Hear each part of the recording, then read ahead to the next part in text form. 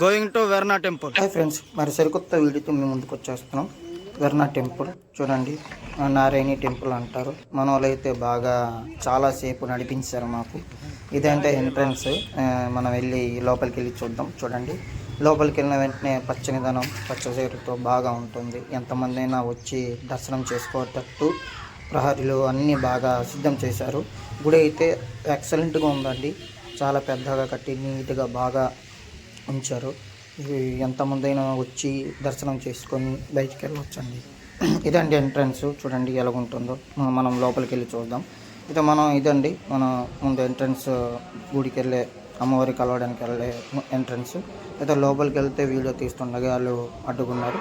సరే అయితే అని వీడియో అక్కడ నుంచి బంద్ చేసి బయట చూపించుకుందాము. ఇంతవరకు చూసాం. అయితే ఇక నుంచి బయట చూద్దాం. చూడండి, గుళ్ళు బాగుంది, బాగా కట్టారు.